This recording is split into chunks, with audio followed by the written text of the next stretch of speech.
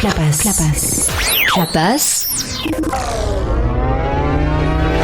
Moteur! Allons-y! Moteur!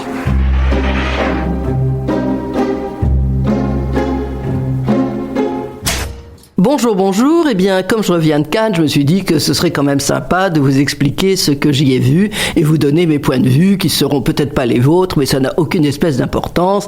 Et si ça vous fait râler, vous n'avez qu'à téléphoner à Radio Clapas. Bon, alors, nous voilà avec Pierre-Jean. Et donc, alors, il faut d'abord dire que la première semaine de Cannes, qu'est-ce qu'il a plu? Mais alors, c'était un vrai déluge. Et quand on montait les marches, ça fait clop. On était, mais trempés jusqu'aux os. Bref, c'est pas le problème. Toujours est-il que j'ai commencé moi, à voir un film qui n'était pas en compétition, mais c'était un film, en revanche, le metteur en scène était en compétition, puisqu'il s'agit de Wim Wenders. Wim Wenders, parce que c'était le premier jour où j'arrivais, il y avait un film de lui, et moi j'adore Wim Wenders, donc je me suis dit, j'y vais. Alors c'était donc un documentaire intitulé Anselm. Et donc, d'ailleurs, il a été primé, mais pour un autre film que je n'ai pas vu. Donc, moi, je ne parle pas des films que je ne vois pas. Donc, Anselm, c'est un rendez-vous de géants, parce que Anselm, il s'agit de Anselm Kiefer, qui est un sculpteur, enfin je ne sais pas comment on pourrait dire, qui est immense, il a des constructions exceptionnelles, et donc ce film, ça correspond tout à fait à Wim Wenders, c'est ça qui est intéressant. C'est un regard sur Anselm Kiefer, mais c'est un documentaire, et c'est la rencontre de deux géants. Et c'est comme un road movie, d'ailleurs la maison de production de Wim Wenders s'appelle Road Movie. Oui, c'est un road movie dans l'acte de création, avec la violence qui caractérise cet acte-là et le recul nécessaire qu'il faut, et parce qu'on s'aperçoit qu'au fond, c'est toute notre propre histoire ça commence dès l'enfance, qui insuffle cette ce souffle, excusez-moi, c'est un peu redondant, mais dans l'acte de création.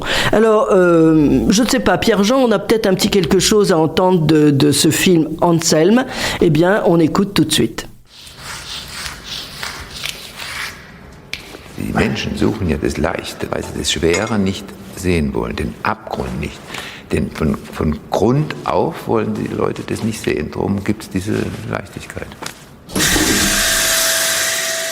Voilà, vous l'avez remarqué, les Allemands parlent allemand. Bon, écoutez, c'est comme ça. Et donc, simplement, si vous vous intéressez à monsieur Anselm Kiefer, et évidemment, a fortiori, à Wim Wenders, nous verrons un film de Wim Wenders très prochainement sur les écrans, enfin, peut-être à la fin de l'année, enfin, j'en sais rien exactement, je connais pas la date de diffusion, de sortie, mais Anselm Kiefer, lui aussi, je parlais de road movie tout à l'heure, c'est vrai qu'il a beaucoup bougé, et je crois qu'il est actuellement dans le Gard. Voilà, donc si vous mettez sur le moteur de recherche Anselm Kiefer, vous saurez tout sur ce grand artiste.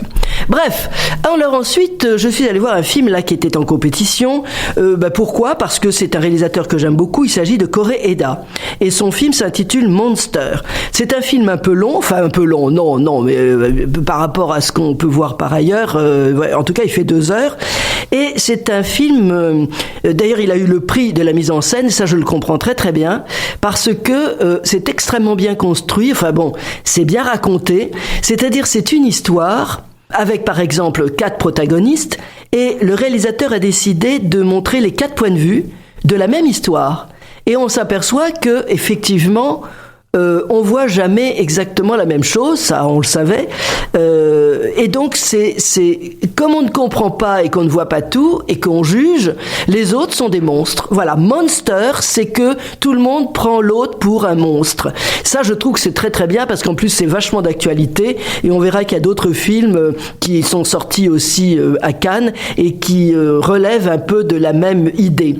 Alors, il se trouve que Koreeda, dans sa conférence de presse, il a dit que c'était une expérience personnelle, parce qu'il se souvient qu'une fois il était dans sa voiture, derrière une autre voiture, j'ai entendu tracteur, je sais pas si c'était un tracteur, j'en sais rien, enfin bref, derrière une voiture, et il était à un feu rouge, et la voiture ne partait pas, bon ça c'est normal quand c'est le feu rouge, mais quand ça a été le feu vert, ça partait toujours pas, alors il commençait un peu à s'énerver, ça a duré un moment, bon bref, il essaie de le doubler, et qu'est-ce qu'il découvre ?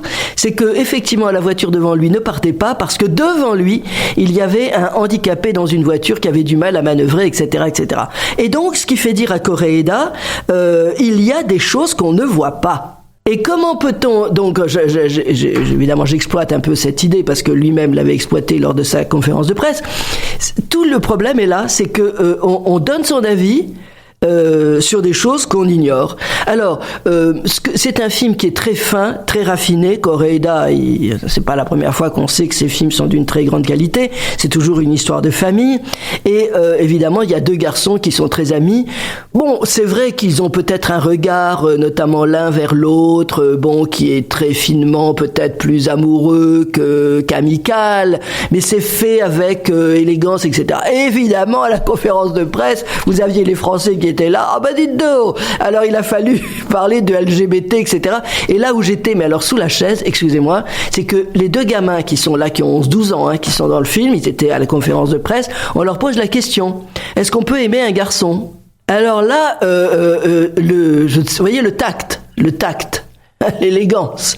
Et donc, les deux gamins, ils étaient là sans voix. Mais quand je dis sans voix, c'est-à-dire qu'il y a eu un blanc. Peut-être que quand on verra ça sur YouTube, on supprimera au montage le blanc, mais moi j'y étais, je l'ai vu. Ils savaient pas quoi répondre, les gamins. Et donc, peut-être qu'ils n'avaient même rien vu dans le rôle qu'ils avaient tenu, parce que c'était fait avec beaucoup de finesse. Et alors, donc ils sont là, alors au bout d'un moment, il y a le gamin qui dit oui, il parlait évidemment en japonais, enfin ça a été traduit, je peux dire j'aime une pomme.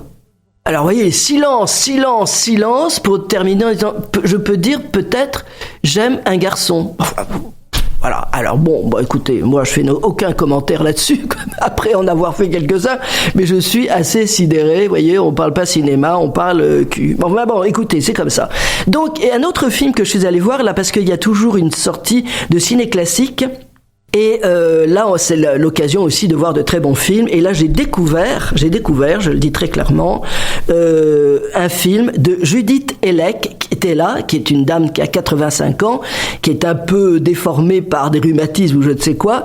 Mais en revanche, je peux vous dire que ce film, La Dame de Constantinople, réalisé en 69, est une petite merveille. On peut dire que c'est une pionnière du cinéma hongrois. Et je crois que Judith Elec, elle a vraisemblablement, enfin de mon point de vue, influencé le nouveau cinéma. Notamment, elle réalise avec des plans séquences qui sont menés avec des travelling d'une très grande volupté. Et ça m'a fait penser évidemment à l'un des réalisateurs hongrois que l'on connaît, c'est Laszlo Nemes. Et souvenez-vous, il avait fait notamment un film qui avait été primé en 2015 à Cannes, c'était Le Fils de Saul.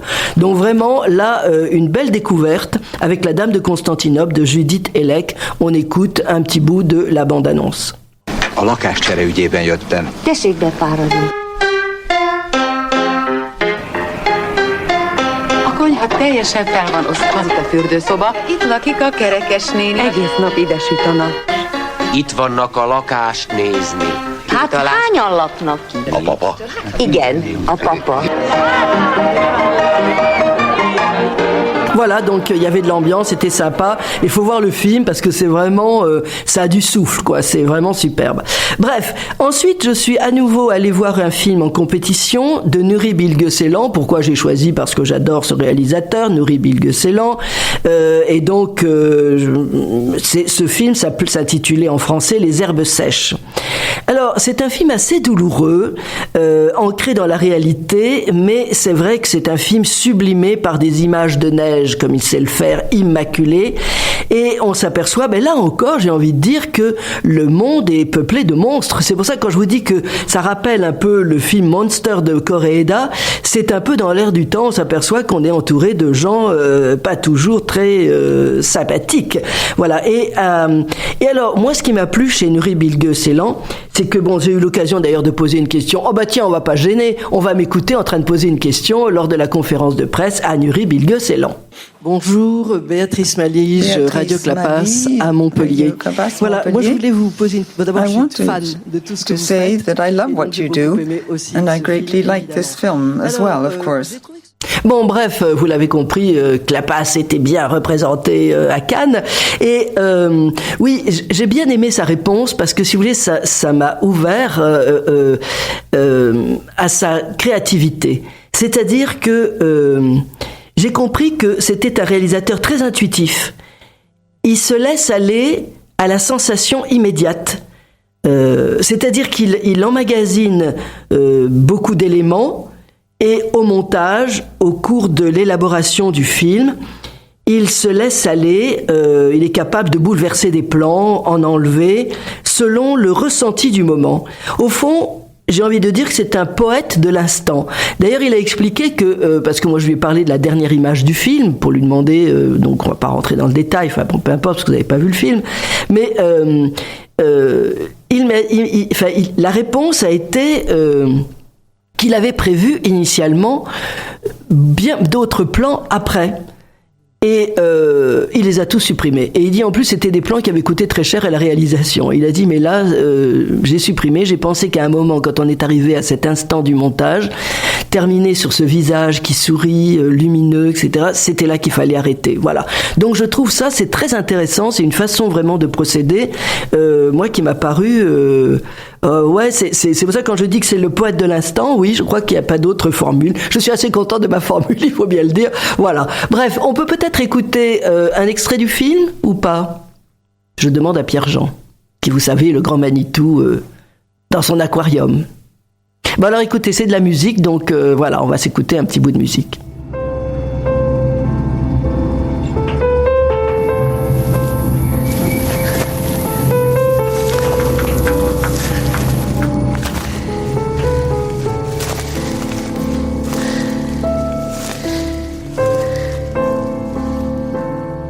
Voilà, donc, vous voyez, vous sentez la mélodie, l'ambiance du film, un film tout à fait formidable, et c'est la comédienne qui a eu la palme, tout à fait, je trouve que c'était parfait. Alors, il y a un autre film que je suis allée voir qui était en compétition aussi. Ça m'intéressait parce que vous le savez que moi j'ai créé un festival de films polonais, très court, très bref, un petit film je fais 4-5 films dans un week-end, mais j'essaie toujours de trouver des films de grande qualité. Et là, comme j'avais rencontré des gens de la Pologne, ils m'ont indiqué le film The Zone of Interest. Bon, alors c'est vrai que c'est réalisé par un Anglais, Jonathan Glazer, mais ça parle du commandant ou du colonel même qui gardait le Auschwitz. Bon. Et donc je vous en dirai pas plus parce que c'est pas la peine de raconter l'histoire, mais c'est un film assez glaçant. Et ce que je trouve surtout aussi, c'est la réalisation qui n'est pas manichéenne et qui nous fait rentrer dans une réflexion parce que c'est un film, oui c'est ça, pas manichéen, c'est-à-dire... Enfin, c'est très compliqué de parler de ce film, justement. C'est très compliqué parce que, inutile de dire que Auschwitz, c'est quand même une horreur absolue. Voilà, la question ne se pose même pas, quoi. Voilà. Donc, c'est un film glacial qui est bien combiné avec une écriture qui interroge face à une histoire incompréhensible et qui fait froid dans le dos. C'est donc l'histoire d'une famille allemande qui vit avec luxe à côté des prisons d'Auschwitz. Et donc... quand je disais qu'il n'est pas manichéen, c'est pour ça qu'il est d'autant plus redoutable et intéressant. Évidemment, faut réfléchir, voilà. Et en plus de ça, je trouve que l'écriture de Jonathan Glazer est très intéressante aussi, parce que vous avez ce colonel qui adore ses enfants, qui leur raconte des histoires pour s'endormir, mais on sent bien que la gamine, il y a quand même ça la travaille, il y a quelque chose, c'est pas dit, mais c'est senti, elle fait des rêves. Et là, il a eu l'idée de faire des rêves en négatif. Oui, c'est un film qui est en positif et négatif. Je trouve que, voilà, il y a une intelligence d'approche, vraiment qui vaut le détour. Alors ce film, on ne sait toujours pas quand il va être distribué, mais si je pouvais l'avoir en avant-première en décembre pour mon festival, je serais ravi, évidemment. Alors, je ne sais pas si Pierre-Jean, nous avons un petit extrait, ça n'est pas sûr du tout. Donc voilà, en revanche, je peux vous faire, comme il me le suggérait très, très intelligemment, de faire l'entrée, parce que ça commence par une amorce noire, et ça fait Donc vous avez compris, on entre dans un film vraiment assez exceptionnel. Vous l'avez compris, voilà. Bon, mais je ne sais pas pourquoi ils m'ont pas demandé de faire la bande son, parce que vous voyez, j'étais tout à fait capable de le faire. Bien. Alors, ceci dit, je suis encore allé voir un autre film dans Ciné Classique, parce que je trouve que c'est, comme je vous le disais tout à l'heure, c'est toujours très intéressant de revoir des films qu'on n'a pas vus ou qu'on a déjà vus, mais voilà, qui sont remasterisés. Ça, il faut reconnaître que l'image est sublime. Ça, alors, à chaque fois qu'on nous présente des films dans Ciné Classique, c'est vraiment exceptionnel. Et là, il s'agissait d'un film italien de Pietro Germi, qui s'intitule en italien, alors pardon de mon italien qui n'existe pas, Il Ferroviere, et c'est sorti sous le titre français Le Disque Rouge, c'est un film de 1956, et écoutez, c'est un film vraiment à revoir, parce que, d'abord, moi je connaissais Pietro Germi, mais sans plus, quoi, et donc là, c'est lui qui tient le rôle principal, il est formidable, il manie le drame ou le rire avec beaucoup d'adresse, comme d'ailleurs la grande époque du cinéma italien, et il faut quand même savoir que, je crois quand même, alors moi ça avait dû m'échapper, mais il avait présenté un film en 1966. En revanche, il était en concurrence avec le film de Claude Lelouch, Un homme et une femme. Et donc c'est pour ça qu'on a moins entendu parler de Pietro Germi. Et alors le personnage qui a présenté le film disait que, parce que c'est vrai enfin c'est quand même incroyable qu'on n'ait pas parlé autant, enfin on a parlé de tous les autres réalisateurs italiens que tout le monde connaît, Fellini, Torre Scola, etc., etc. Pas tellement de Pietro Germi. Alors, donc le présentateur a dit, bah oui, le problème de Pietro Germi, c'est qu'il était ni antifasciste, non, pardon, que je dise pas d'ânerie. Il était antifasciste et anticommuniste. Ah bah oui, en principe, il me semble qu'on est tous un peu comme ça, mais bon, je vois pas où est le problème. Enfin, il semblerait qu'à l'époque, il fallait quand même se déterminer où on était d'un côté ou de l'autre, et lui, c'était pas son cas. Voilà, donc, vous voyez, la politique encore s'en mêle, ce qui est quand même dommage. Et je ne ferai aucun commentaire sur la remise du prix, évidemment, de ce film français. Passons, laissons sous silence. Alors, il y a un autre film. Ah non, mais attendez, on va pas gêner, on va quand même écouter un extrait du film Le Disque Rouge de Pietro Germi. On écoute ça tout de suite. Il piccolo straordinario Edoardo Nevola e Pietro Germi, che non saprete se ammirare di più come regista o come attore, sono gli indimenticabili interpreti di questa storia.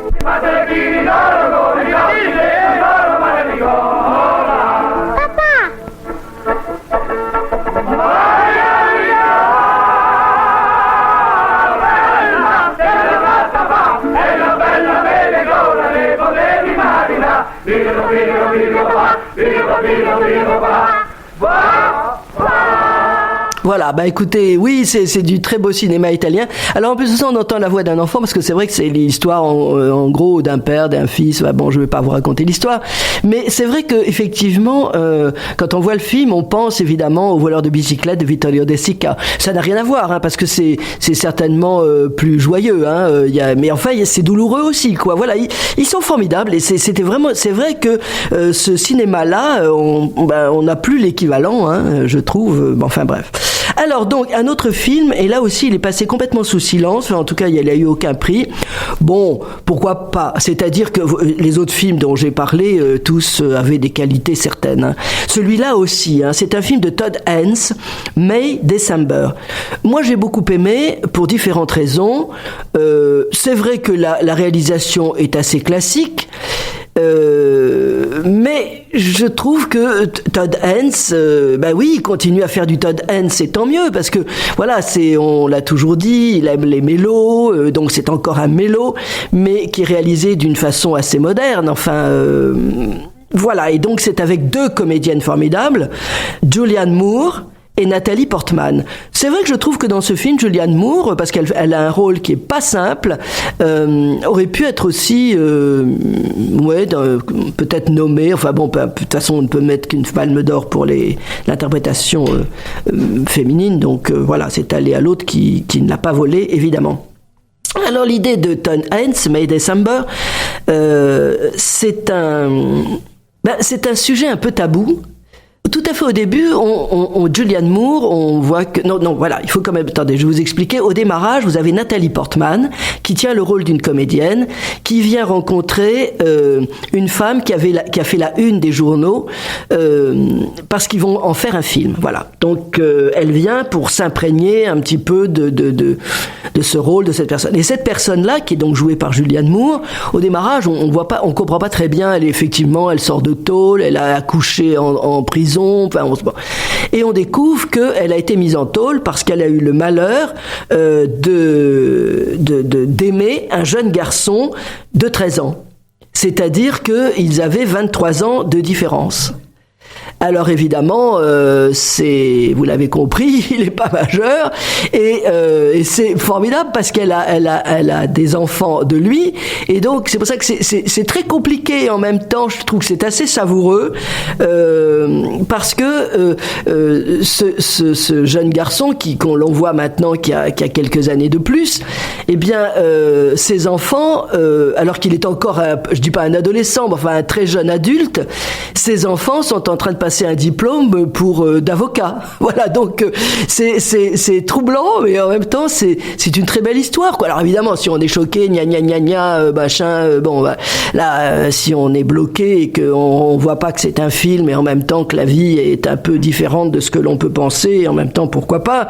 Et donc ça veut dire que tout d'un coup, Nathalie Portman, donc la comédienne, elle va essayer de comprendre mieux ce qui a pu se passer dans la tête des deux protagonistes et je trouve que c'est très intéressant parce que c'est un film qui permet de mieux comprendre, de faire fi de tabous que l'on peut avoir pour mieux comprendre, parce que même à la fin ça se termine par le tournage véritablement, et donc quand elle est en face d'un comédien qui tient le rôle du jeune amant et du jeune mari, eh bien elle demande à répéter plusieurs fois la scène, elle rentre complètement dans le mood de cette histoire, quoi. Voilà. Donc je trouve que c'est un film d'une grande intelligence, d'une ouverture d'esprit, enfin qui demande une ouverture d'esprit. Je trouve que c'est très fin. Todd Haynes, on le sait, je veux dire, souvenez-vous, c'était le réalisateur de Carol, enfin et d'autres films. Enfin bon, je veux dire, il y a pas photo, quoi. C'est quand même des gens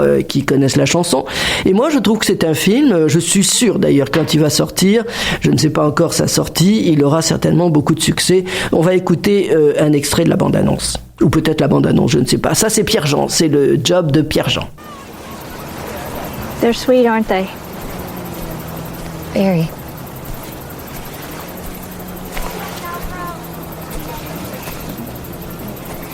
They're a very beloved part of this community. I can see that. So, what is it you love most about Gracie? She always knows what she wants. She's unapologetic. Voilà, alors évidemment les Américains parlent américain, ça on le savait, mais enfin bon, on comprend quand même un petit peu parce qu'ils articulent pas mal. Voilà, et donc c'était un extrait. Donc ça, voilà, un film, certainement on aura l'occasion d'en reparler. Voilà donc la sélection que j'avais faite, parce que on peut pas tout faire, parce qu'en plus de ça, quelquefois, ça c'était le grand problème. Cette année, les films étaient quand même très très longs, la plupart du temps. C'était au moins 2 heures, ça encore c'est à peu près correct, mais je crois que le film de Nuri Bilge Ceylan, il faisait, je me demande s'il dépassait pas 3 heures, oui, 3h27. Eh bien, étrangement, quand c'est terminé, ça peut continuer. On est bien avec ces personnages, oui, on est très bien même avec ces personnages. C'est un film où on parle, mais on parle d'une façon astucieuse. Voilà, donc évidemment, il y a eu moins de réalisateurs la première semaine, et comme je ne suis resté que la première semaine, eh bien, je n'ai pas vu les autres, je le regrette, mais voilà, parce qu'il y avait quand même d'autres films que j'aurais voulu voir. C'était notamment le film de Nanni Moretti, de Bellocchio, de Aki Kaurismäki. Aki Kaurismäki a été primé, j'en suis ravi. Moi, je suis une fan absolue aussi de Aki Kaurismäki. Voilà. Donc, on aura l'occasion de reparler de tout ça. Voilà. Donc, c'était ma petite semaine à Cannes. Et, je remercie Radio Clapas de m'avoir permis de voir tous ces films qui vraiment méritent le détour. C'est là qu'on s'aperçoit quand même que, alors, je n'ai pas vu les films français. Bon, c'est vrai que Catherine Breillat et je ne sais plus, vous voyez, je me souviens même plus du nom de la réalisatrice qui a eu la palme, qui est venue pour nous parler de la retraite. Bon, d'accord. Alors ça m'a fait rire parce que entre nous, elle était devant un parterre de gens dans le grand théâtre Lumière. Le grand théâtre Lumière, il y a quand même 2000 personnes. Hein. Ça, c'est assez impressionnant. Quand vous êtes là, qu'on regardez, 2000 personnes, c'est quand même énorme. Et là, tout d'un coup, elle parlait à des gens qui venaient du monde entier et pour qui la retraite, ils la prennent à 67 ans au bas mot. Alors, je veux dire, c'est un discours qui était complètement à l'ouest, quoi. Bon, enfin, écoutez, c'est pas grave. Voilà, on s'en remettra. Bon, voilà ce que je voulais vous dire. Et donc, la semaine prochaine, je vous parlerai de films que j'aurai vus dans la semaine. À très vite.